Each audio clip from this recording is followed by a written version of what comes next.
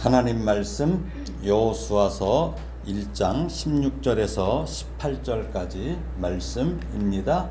함께 봉독하겠습니다. 그들이 여호수아에게 대답하여 이르되 당신이 우리에게 명령하신 것은 우리가 다 행할 것이요 당신이 우리를 보내시는 곳에는 우리가 가리이다. 우리는 범사에 모세에게 순종한 것 같이 당신에게 순종하려니와 오직 당신의 하나님 여호와께서 모세와 함께 계시던 것 같이 당신과 함께 계시기를 원하나이다. 누구든지 당신의 명령을 거역하며 당신의 말씀을 순종하지 아니하는 자는 죽임을 당하리니 오직 강하고 담대하소서. 아멘. 예. 지난 시간에 이어서 오늘도 출애굽의 이제 지도자 모세의 후계자로서 가나안 입성과 정복 전쟁 그리고 이제 각 지파에게 땅을 분배하지요. 이 막중한 일을 감당한 여호수아의 그 순종적인 삶에 대해서 살펴보며 은혜를 나누려고 합니다. 오늘 본문을 보게 되면은 모세와 함께 계시던 것 같이, 그러니까 모세와 함께 계실 때는 어때요? 여호수아는 모세의 종이었어요. 그렇죠? 모세의 종이었어요. 근데 이제 모세가 죽고 나서는 뭐예요? 여호와의 종이죠. 여호와의 종으로 이제 바뀐 겁니다.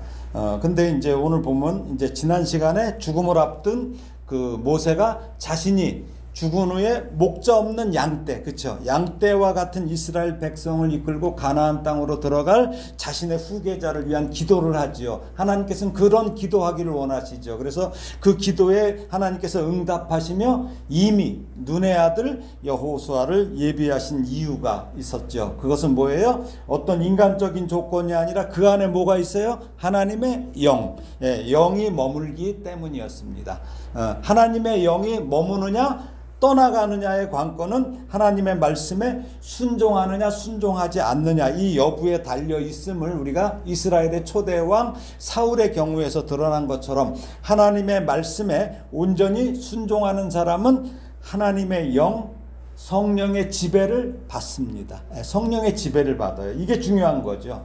누구의 지배를? 그러니까 하나님의 영이 우리 속에 계시면 어때요? 우리는 누구의 종이 돼요? 하나님의 종이 되는 거예요. 그런데 여호수아의 삶은 온전한 종의 삶이었어요. 여호수아는 이스라엘 백성이 애굽에서 혹독한 학대를 받으며 노예 생활을 하고 있을 때 태어난 사람이죠. 그러니까 태어나 보니까 뭐 재벌의 아들도 있어요. 근데 우리 아버지가 뭐 어마어마한 사람도 돼. 근데 태어나 보니까 여호수아는 할아버지도 노예요, 아버지도 노예인 그 집안, 민족 전체가 노예인 거기서 태어난 거예요. 그리고 자기 민족이 믿는 여호와라는 신이 있긴 있다고 들었는데 그 신은 몇백 년의 이 힘겨운 노예 생활에도 그들을 구원해 주지 않아요. 그럼에도 여호수아를 비롯한 이스라엘 백성들은 그 여호와라는 신이 반드시 그들을 해방시켜 주실 것이라는 믿음을 갖고 살아가고 있어요. 그러니까 여호수아도 그러니까 언젠가는 가나안 땅으로 돌아가도록 하나님께서 그들을 애굽의 압제에서 해방시키실 날을 고대하면서 노예 생활을 감내하면서 자랐을 거예요. 그렇죠? 그렇게 자라온 생활이에요.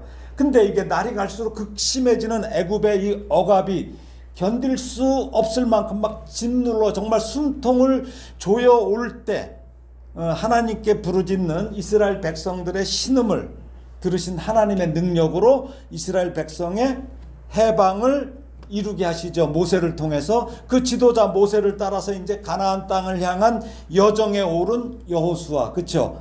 근데 모세로부터 어떨까요? 그러면은 많은 선한 영향을 받죠. 우리가 왜 똑같은 저기를 봐도 어떤 현상을 봐도 선한 영향을 받는 사람이 있고 악한 영향을 받는 사람이 있어요. 그러니까 선한 부모 밑에서도 악한 짓을 하는 사람들이 있어요. 근데 여호수아는 선한 영향을 받은 거죠. 성경에 여호수아의 이름이 처음 등장한 것은 모세를 따르는 청년 시절이죠. 청년 시절이죠. 여호수아가 처음 등장하는 곳이 출애굽기 17장인데 뭐냐면 르비딤 골짜기에서 아말렉과 싸울 때 이때 이제 여호수아의 이름이 처음 등장해요. 당시 모세는 여호수아를 군대 지휘관으로 세워요. 그래서 아말렉과의 전투를 지휘하게 했는데 이때가 이제 여호수아가 처음 등장하는 구절이에요. 이 전투는 출애굽한 이스라엘 백성들이 어때요? 홍해를 건너서 시내산으로 가는 길에서 르비딤에서 아말렉 족속이 이스라엘을 후미에서 공격을 해요. 뒤에서 공격하면서 시작됐는데 이때 모세는 여호수아를 딱 지명해서 아말렉과 싸울 군대를 이끌게 했어요. 그러니까 뭐예요? 여기서 처음 나오지만 그동안 여호수아를 계속 보아왔다는 얘기죠. 예. 누구나 아무나 지휘관 시켜요? 안 그렇죠. 그러니까 보아왔다는 거예요. 그러니까 아말렉은 어떤 민족이에요? 족속이에요? 에서의 아들 엘리바스가 그의 첩 딥나에게서 낳은 아들이 아말렉이에요. 그래서 이게 아말렉 족속의 조상이 되는 거죠. 예, 창세기 36장에 보면 나오죠. 그 족보가. 예, 그래서 애굽에서 나와서 광야길로 이제 행한 지 약 2달이 된 시점에 이스라엘이 첫 전쟁을 치르게 돼요. 이 아말렉 족속은 아브라함 때부터 히스기야 왕 때까지 주로 네게부 지방에 이렇게 거주하던 이 유목 민족 이쪽 계통이에요. 그래서 이스라엘 백성들은 이 당시가 어떨 때예요? 출애굽기 17장 보면 물이 없어갖고 모세와 다퉈요. 그렇죠? 다툴 때 하나님의 명령으로 모세가 반석을 치죠. 그러니까 하나님께서 물을 내어주셔요. 그 직후예요. 그러니까 이때가 어떨 때예요? 이스라엘 백성들의 정신 상태가 엄청 지치고 힘들 때예요. 한 2달을 그냥 광야를 계속 가봐요. 광야라는 곳이 물이 넉넉하지 않아요, 결코. 이번에 그 강릉에 뭐 물 없으니까 제대로 씻지도 못하잖아요. 근데 광야에서 뭐 그게 어디 있어요. 그런 지치고 힘든 상태에 있던 이스라엘을 갑자기 아말렉 족속이 급습을 한 거예요. 이때부터 이제 이 아말렉과 이스라엘이 흔히 얘기하는 악연이 계속 오랜 세월 지속됩니다. 근데 오늘 본문에서는 갑자기 아말렉이 이스라엘을 기습 공격한 이유를 설명하지는 않아요. 근데 신명기 25장에 보게 되면은 모세가 이 아말렉과의 전쟁을 회상하는 부분이 나와. 그래서 그 배경을 추측할 수 있어요. 그래서 이제 이게 아말렉과의 전쟁인데 이렇게 전쟁이죠. 보면은 이제 좌우에 모세가 있고 아론과 누구죠? 그렇죠? 예, 둘이서 이렇게 딱 양팔을 딱 잡아주고 있죠. 그리고 이제 밑에서 싸우고 있는 거죠. 이 전쟁이 있어요. 여기서 뭐라고 합니까? 출애굽기 신명기 25장 17절 18절 말씀을 제가 읽어드릴게요. 너희는 애굽에서 나올 때에 아말렉이 네게 행한 일을 기억하라. 곧 그들이 길에서 너희를 만나 네가 피곤할 때에, 엄청 피곤할 때라 이거죠. 이때가 네 뒤에서 떨어진 약한 자들을 쳤고, 얼마나 비겁해요. 그렇죠? 하나님을 두려워하지 아니하였느니라 이렇게 말하고 있어요. 그러니까 출애굽한 이스라엘 백성들이 광야에서 양식 떨어져 물 떨어져 그래서 고통 중에 사막을 행군하면서 지쳐 있을 때 아말렉이 비겁하게 뒤에서 기습한 것이에요. 그러니까 모세는 하나님의 인도하심으로 애굽에서 나와서 가나안으로 향하는 이스라엘의 뒤를 아말렉 족속이 공격한 것을 뭐라고 그래요? 하나님을 두려워하지 않았다는 거야. 그러니까 아주 어리석은 짓이라고 말하는 거예요. 그런데 르비딤에서의 이스라엘과 아말렉의 전투는 뭐예요? 성경에 나오는 전쟁 중에서 가장 중요한 전쟁이에요. 이게 되게 중요한 전쟁이에요. 왜 그럴까요? 그 이유는 앞으로 이스라엘이 가나안 정복 전쟁을 위해서 끊임없이 전쟁을 해야 돼. 그렇죠? 가나안 땅에서. 근데 하나님의 백성이 수행하는 이 전쟁의 영적인 의미가 여기에 있다는 거예요. 아말렉과의 전쟁에. 그래서 알아야 한다는 거야. 그래서 승리의 조건이 무엇인지 알고 전쟁을 해야 돼. 영적인 사람들은, 이스라엘 백성들은. 그래서 그 첫 전쟁의 지도자로 여호수아를 모세가 선발한 것은 이후 여호수아가 이제 가나안 정복 전쟁을 수행할 거 아니에요. 그때 뭐야? 영적으로 깨어 있어야 하잖아요. 그래서 그 첫 경험을 여호수아가 하는 거죠. 그 첫 경험을 하게 충분해요. 그래갖고 모세는 여호수아에게 아주 중요한 지시를 내리고 있죠. 그러니까 출애굽기 이게 뭐예요? 17장 9절에 나오죠. 한번 읽어볼까요? 모세가 여호수아에게 이르되 우리를 위하여 사람들을 택하여 나가서 아말렉과 싸우라. 내일 내가 하나님의 지팡이를 손에 잡고 산꼭대기에 서리라. 예. 그런데 이 뭐야? 이스라엘 백성들은 어떤 사람들이에요? 애굽에서 군사훈련을 받았어요? 그렇지 않아요. 그냥 벽돌 찍어내는 그냥 고된 노역을 했을 뿐이에요. 벽돌 찍는 기술자, 흙을 파는 기술자일지는 몰라도 전쟁하고는 전혀 관계가 없어요. 이들이 애굽에서 나올 때 그럼 뭐 무기를 갖고 나오지도 않았을 거 아니에요. 기껏 갖고 나오는 게 뭐야? 자신들의 노동기구나 뭐 농기구 뭐 이런 거 갖고 나왔겠죠. 예. 그러니까 어때요? 또 어떤 걸 의존했어요? 그러니까 모세가 일으키는 기적, 하나님의 기적을 의존할 수밖에 없어요. 그러므로 아말렉과의 전투에서 뭐 이 노동기구나 뭐 농기구, 지팡이가 무기의 전부였어요. 그러니까 모세가 여호수아에게 사람들을 우리를 위하여 택하라고 명한 것은 무엇입니까? 그래도 그 이스라엘 백성 중에서 싸울 만한 사람들을 선택하라는 거예요. 선발하라는 거예요. 아말렉과 교전하고 있는 상태에서 여호수아는 이제 전쟁이 났어. 그러니까 어떻게 해야 돼요? 사람을 선발해야 되잖아요. 그런데 당시 이 백성들은 어떻습니까? 오랫동안 종살이를 해서 대부분 원망과 불평을 일삼는 나약한 자들이었어요. 그러니까 이들 중에서 택하는 거야. 이들 중에서. 이런 상태에서 이 강인한 그 아말렉 족속과 전쟁을 하기엔 이건 뭐예요? 역부족이죠. 말도 안 되는 일이에요. 근데 모세는 특별히 백성 중에서 믿음과 용기가 강한 자들을 선택하라는 거죠. 그 중에서 믿음이 있고 용기가 강한 자들을 선택해서 이스라엘을 대표해서 싸우도록 여호수아에게 명령한 거예요. 그러니까 여호수아는 잘 훈련된 군사도 아니고 노동기구나 이 농기구 같은 거 특별하다면 특별한 무기를 갖고 있어. 농기구라는 특별한 무기를 갖고 있어. 이 상태로 아말렉과 싸우라는 명령을 받은 거예요. 그러면 어떻습니까? 여기서 순종할 것인가? 아니면 현실의 문제를 들어서 거절할 것인가? 어떻게 이게 가능한 일입니까? 하고 다 되게 거절하지요. 이 갈림길에 여호수아가 서 있었다는 거예요. 근데 여호수아는 어떤 사람이었어요? 순종의 사람이었어요. 여호수아는 모세의 지시대로 순종해서 세상의 군사관이 영적인 군사들과 함께 나가서 아말렉과 싸운 거예요.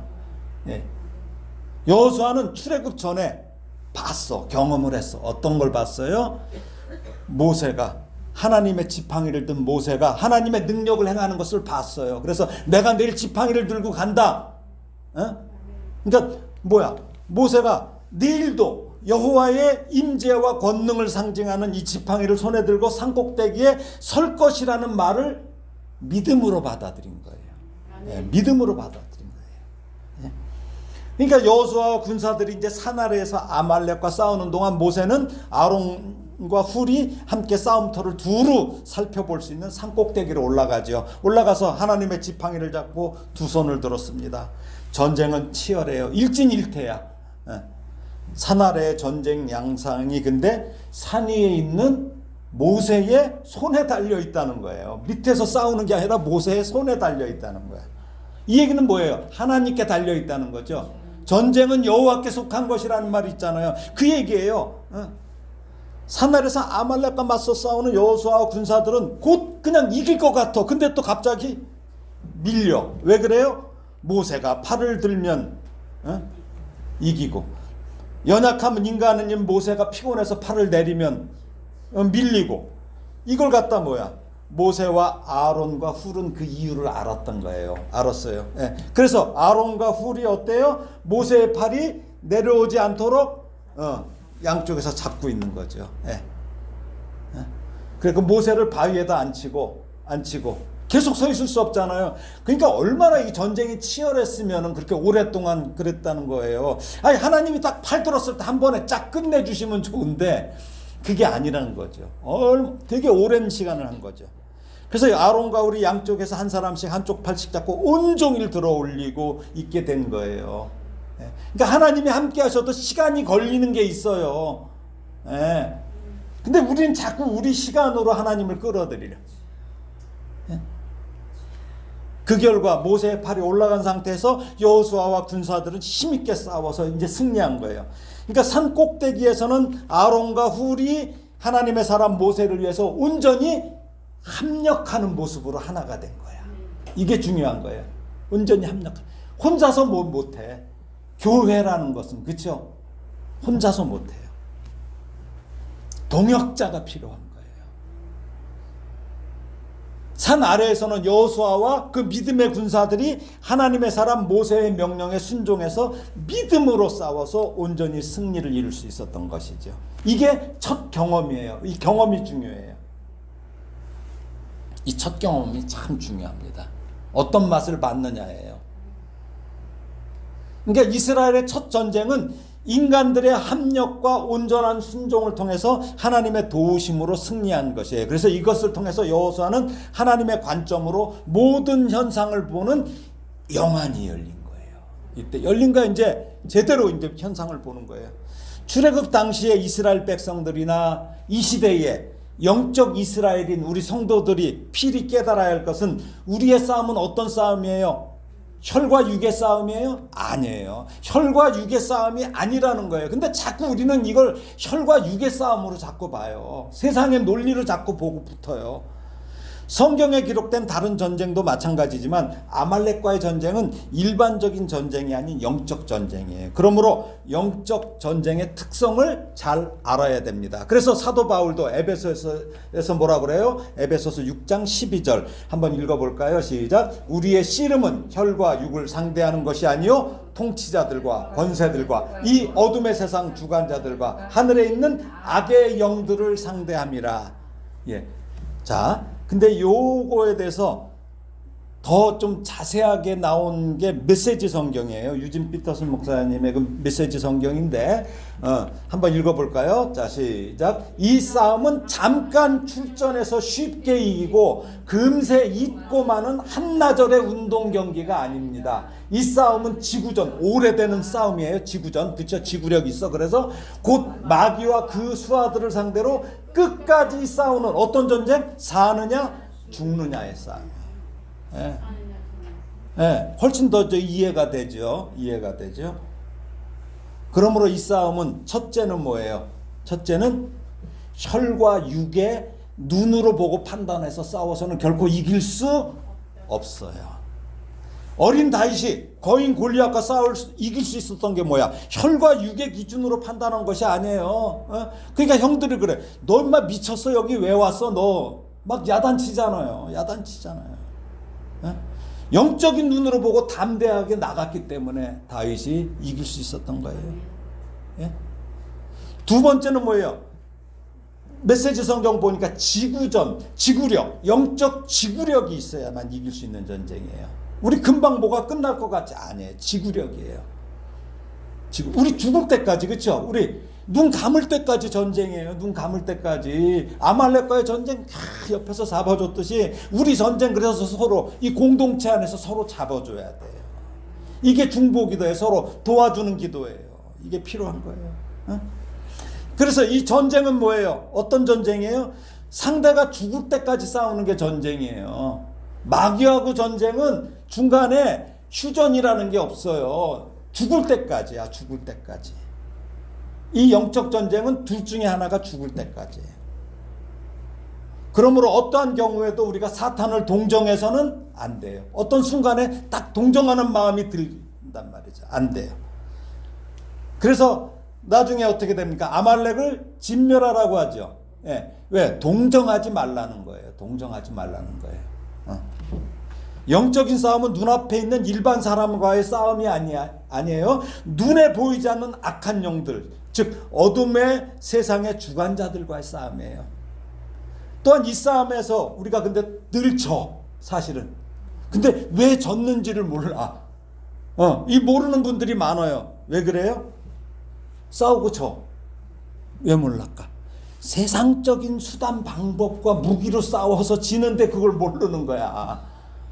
세상적인 수단과 방법으로 싸우는데 어떻게 이겨요? 못 이겨요.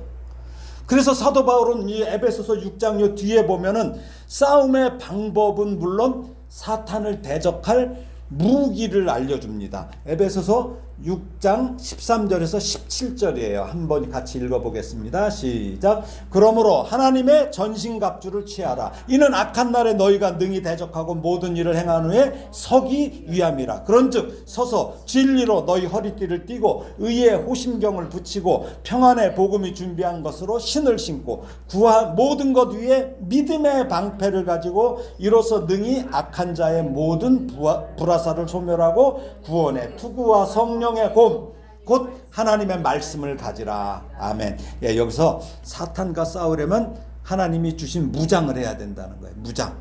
그러니까 하나님의 전신갑주, 그러니까 전신을 다 갑옷으로 둘러라는 얘기예요. 입어야. 그래서 사도 바울은 이 전신갑주를 로마서 13장 12절에서 보면 빛의 갑옷이라고 얘기해요. 빛의 갑옷.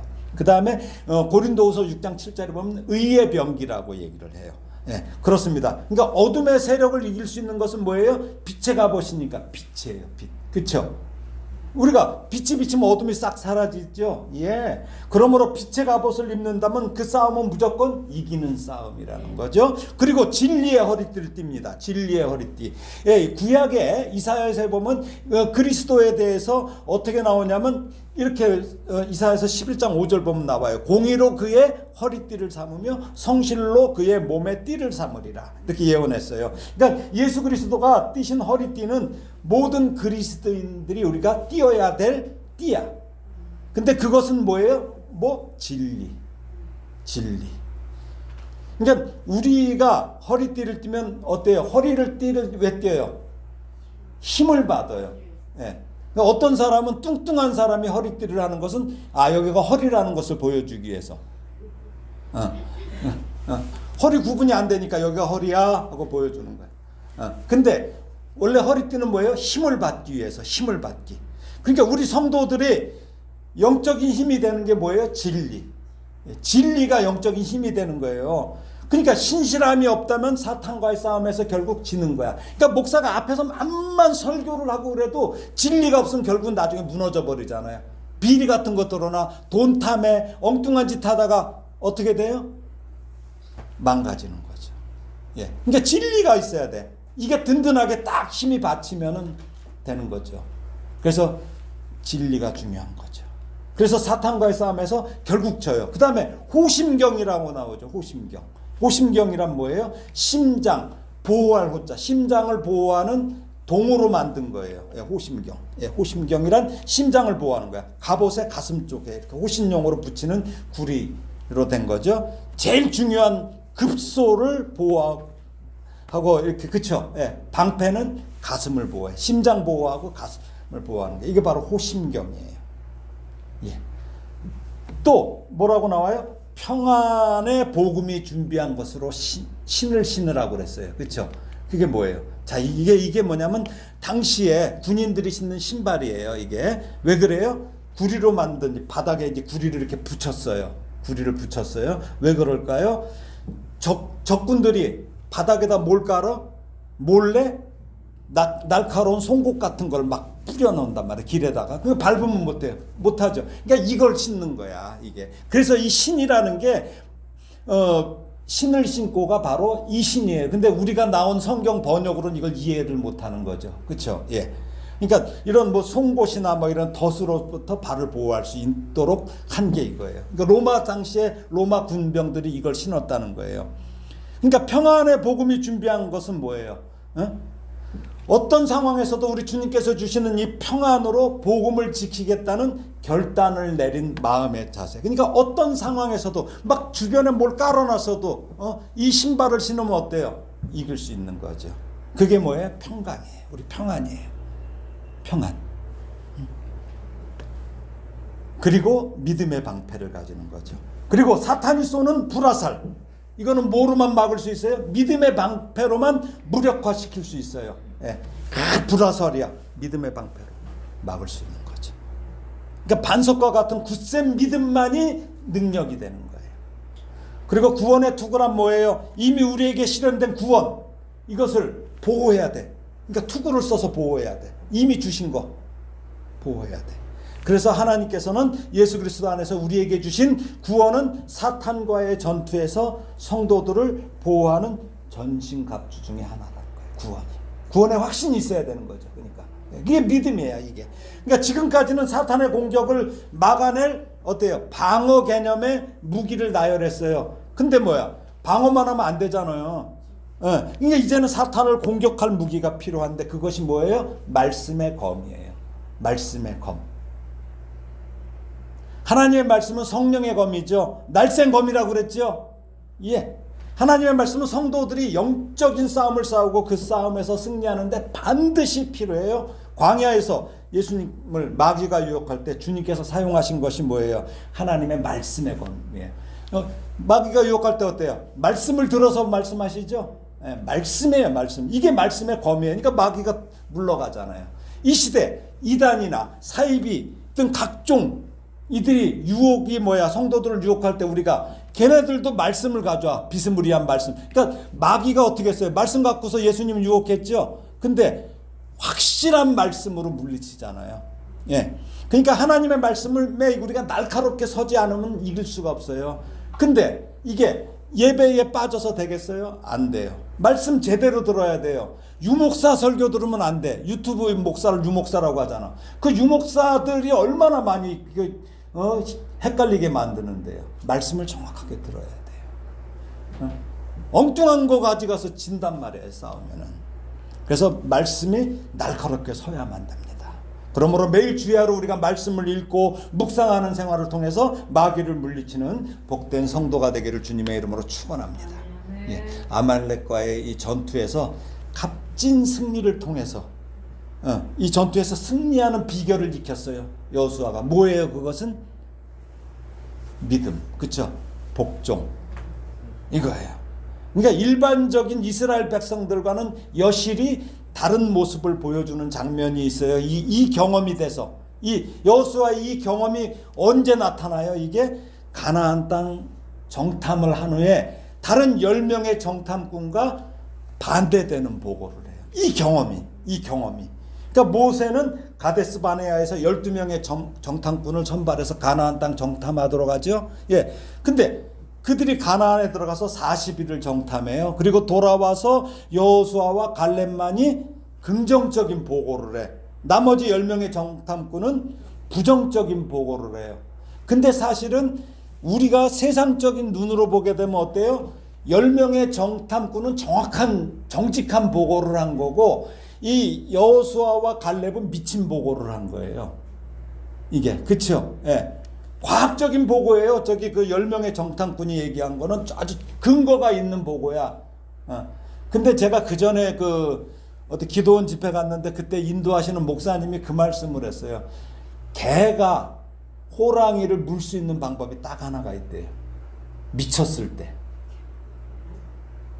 미친 개는 물 수 있대, 호랑이를. 미쳤으니까. 그러니까 지금 뭐냐면 어떻게 보면 그래요, 이게. 우리가 세상적인 과학적인 거로는 신앙이 설명이 안 돼요. 예. 그러니까 과학은 뭐야? 보여지면 믿는 게 과학이에요. 그렇죠? 신앙은 믿으면 보이는 거예요. 이게 달라요. 이게 차이가 달라도 너무너무 달라요.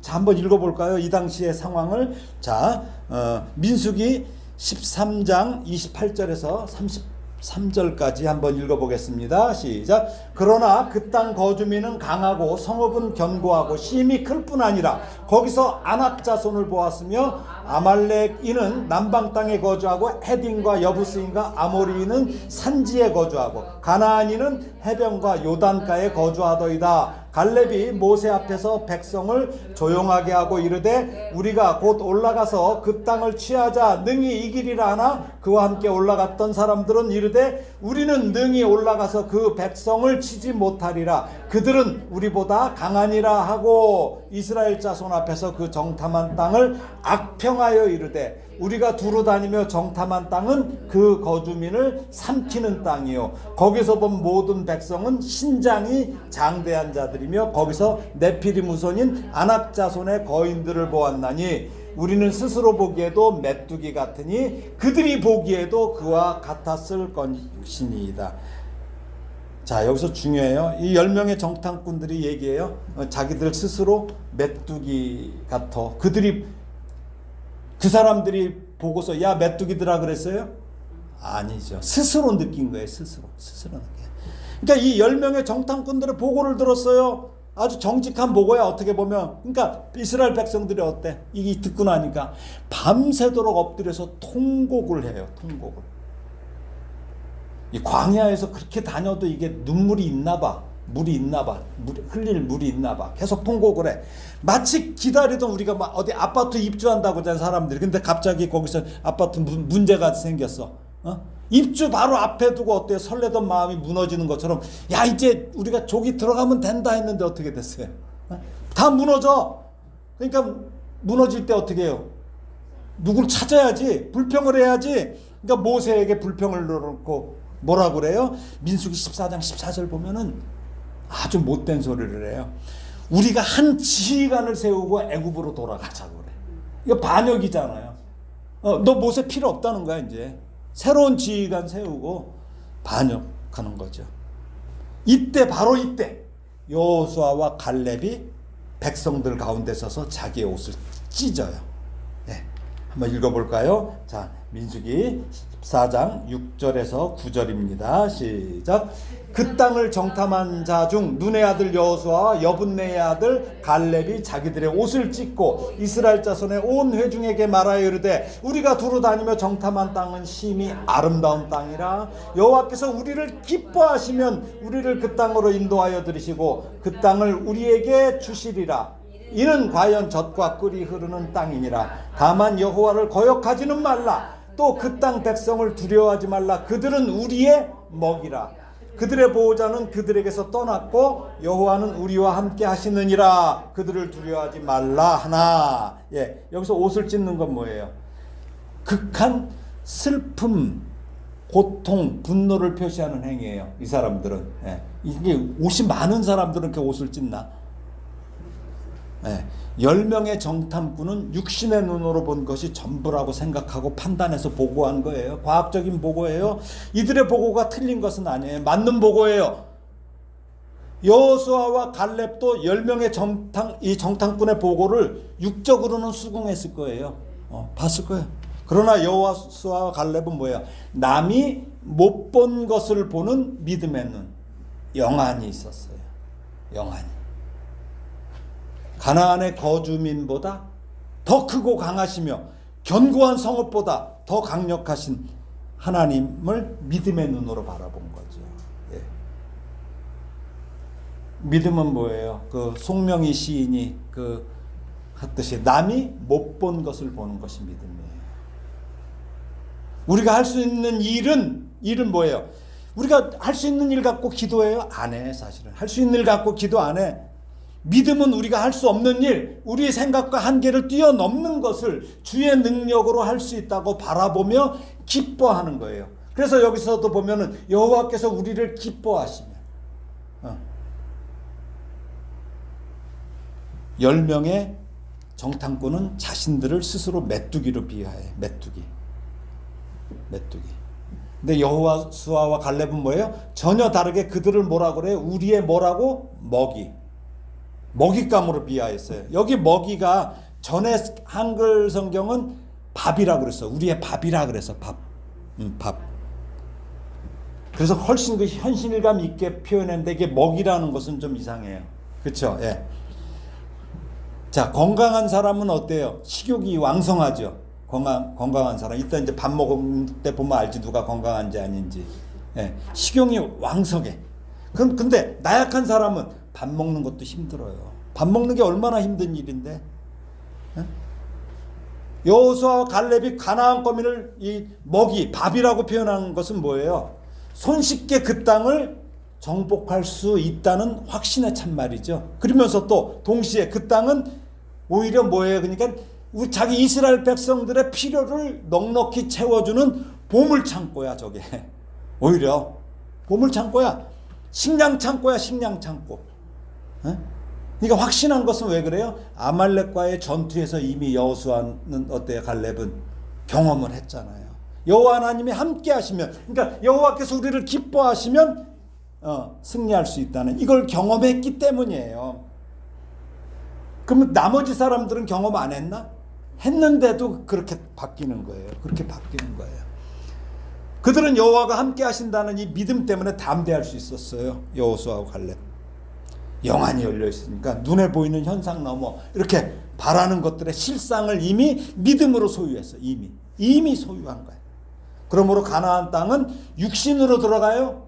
아니에요. 믿음의 훈련을 받고 순종하는 사람만이 들어갈 수 있는 특별하고 복된 땅이 가나안이에요. 그리고 우리도 가나안 갈 거 아니에요. 그렇죠? 이게 왜 그래? 믿음의 복이 때문에. 그렇습니다. 전능하신 하나님께서 함께 하실 때 점령하지 못할 땅은 없어요. 네, 그곳은 어디에 전부 식량 창고야, 보물 창고야. 여기도 보물 창고 있는데 여기는 꼭 돈 줘야 되더라고. 여기 가게가 하나 있는데. 근데 하나님께서는 그냥 주시는 거죠. 믿음으로 순종만 하면. 그래서 여호수아와 이 갈렙을 통해서 우리에게 교훈하는 거죠.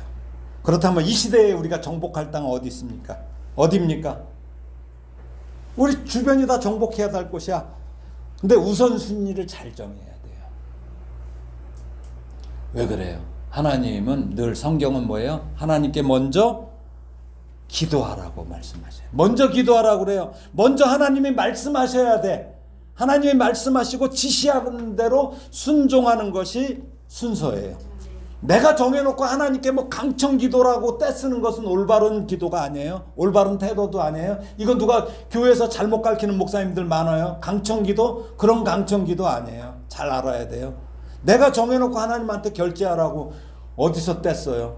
이거 어디서 배워먹은 버릇이야. 잘못 배운 거죠. 자, 창세기 한번 볼까요? 창세기 12장 1절을 보게 되면은 이렇게 나와요. 한번 읽어볼까요? 시작. 여호와께서 아브라함에게 이르시되 너는 너의 고향과 친척과 아버지의 집을 떠나 내가 내게 보여줄 땅으로 가라. 아브라함이 먼저 간다고 그랬어요. 하나님께서 보여줄 땅으로 가라는 거예요. 자, 또 아브라함의 아들이 누구예요? 겨우 이삭 하나 주셨어. 이삭. 근데 자, 창세기 26장 2절에서 4절에 뭐라고 나볼까요? 읽어볼까요? 시작. 여호와께서 이삭에게 나타나 이르시되 애굽으로 내려가지 말고 내가 네게 지시하는 땅에 거주하라. 이 땅에 거류하면 내가 너와 함께 있어 네게 복을 주고 내가 이 모든 땅을 너와 네 자손에게 주리라. 내가 네 아버지 아브라함에게 맹세한 것을 이루어 네 자손을 하늘의 별과 같이 번성하게 하며 이 모든 땅을 네 자손에게 주느니 네 자손으로 말미암아 천하 만민이 복을 받으리라. 자, 여기서도 뭐예요? 내가 내게 지시한, 하나님이 먼저 말씀하셔요. 이삭은 어떻게 해요? 애굽으로 내려가려고 그랬잖아요. 근데 내려가지 말라고 그러시잖아요.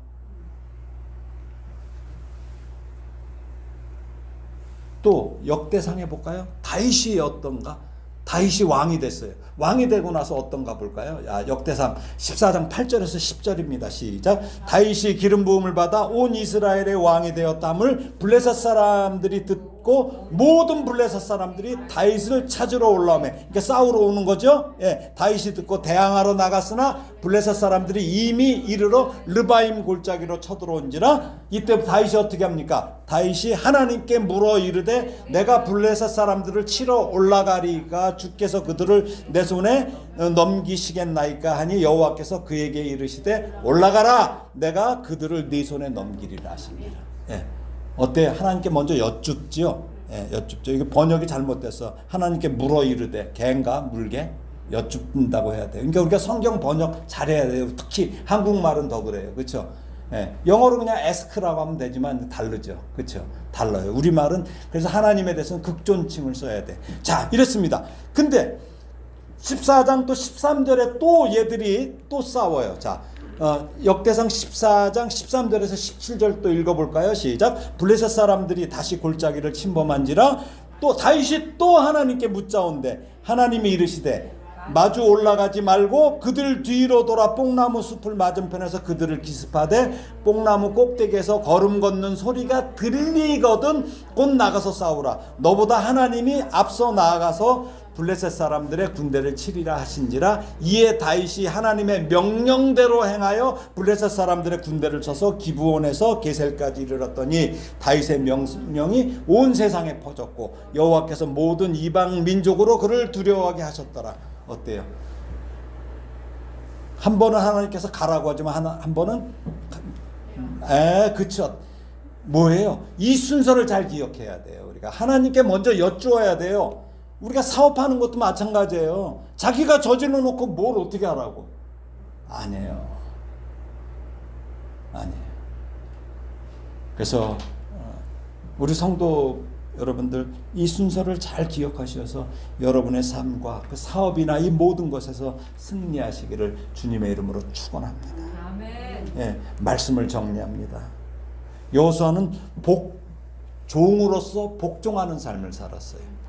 첫째는 뭐예요? 모세의 수종자로서 충실히 복종했어요.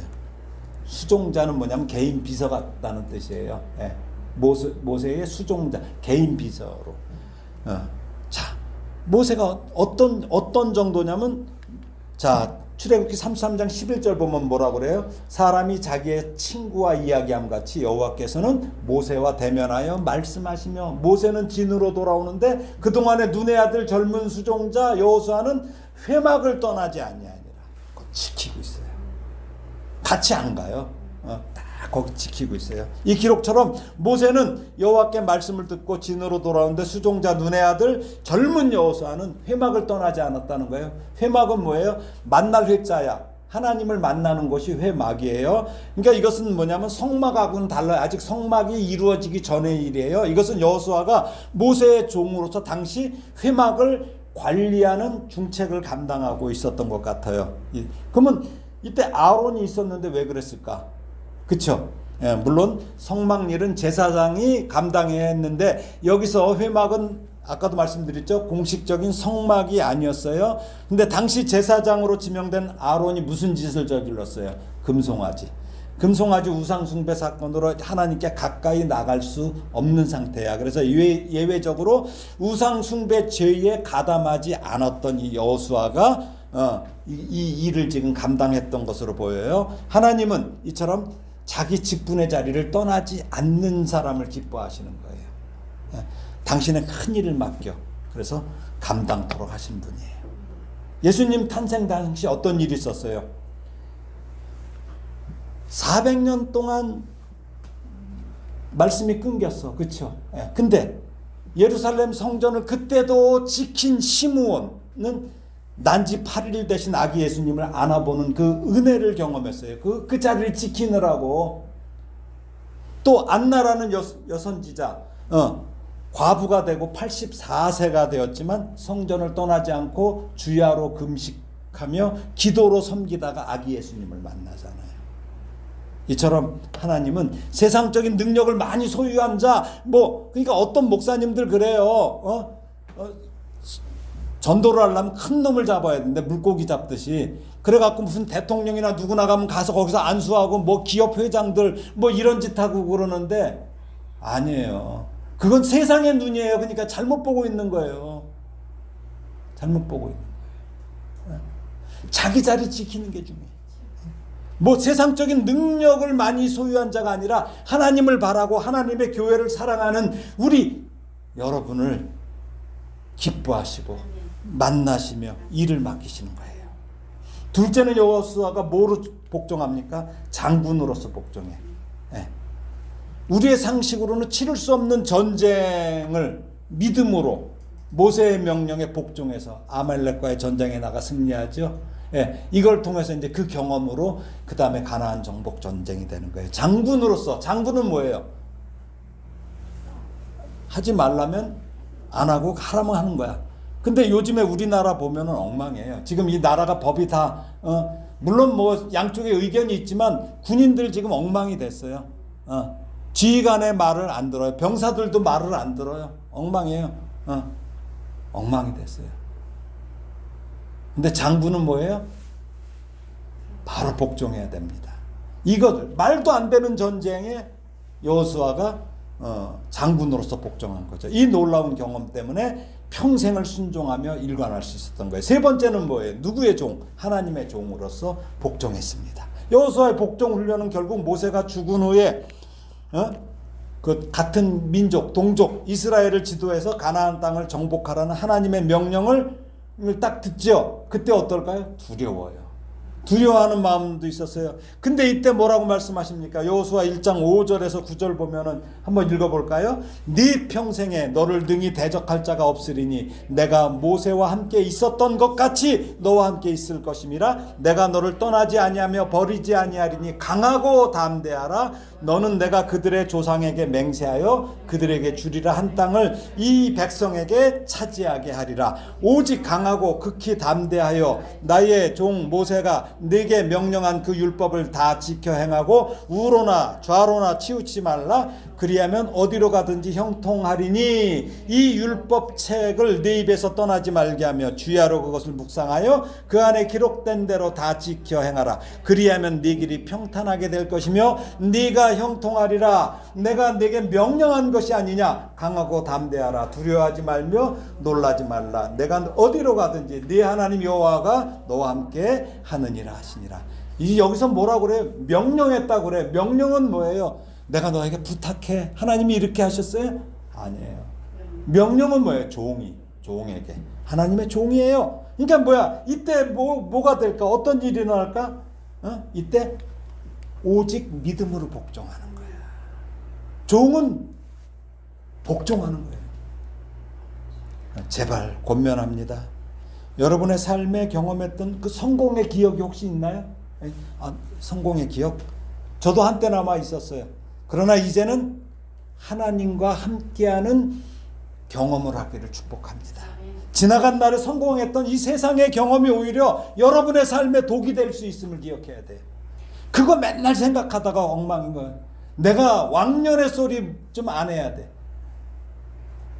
먼저 하나님의 나라와 의를 구하시기를 권면합니다. 그리고 여러분의 가정과 사업장에 대한 계획을 놓고 먼저 아까 다윗 왕처럼 일일이 하나님께 여쭈시기를 바랍니다. 그리고 저에게도 기도할 수 있는 기회를 주시기 바랍니다. 기도 제목 주세요. 얼마나 감사한지 몰라요. 저는 기도 제목 주시는 게. 그래서 합력하여 기도하는 우리 공동체가 되기를 바랍니다. 그리하여 이 시간 이후에는 지난날보다 더 아름다운 일들의 열매를 맛보는 성도가 되기를 예수님의 이름으로 축원합니다. 기도하겠습니다. 하나님 아버지 고맙습니다. 가장 낮은 종의 자리를 부끄러워하지 말게 하시고 어떤 자리에서든지 감사하며 섬길 수 있는 믿음을 허락하여 주시길 원합니다. 또 여호수아처럼 자기 자리를 지키길 원합니다. 기도의 자리 지키게 하시고 말씀의 자리 지키게 하시고 찬양의 자리 섬김의 자리를 지키되 억지로 하는 맹종이 아니라 기쁨으로 하는 순종이 되도록 은혜를 주시옵소서. 결코 길지 않은 이 세상을 살아갈 동안 믿음의 선진들의 그 삶을 본받아 나만 잘 먹고 잘 사는 그런 동물적인 삶이 아니라 하나님 나라를 위해 이 나라와 사회를 위해 아주 작은 것이라도 나누며 섬기는 그러한 종의 삶을 살아가는 것을 참 기쁨으로 여기는 우리 복된 성도가 되기를 원합니다. 먼저 종의 자리로 이 세상에 오셔서 그 본을 보이시고 그 길을 걸어가신 그 예수님의 이름으로 기도드립니다. 아멘.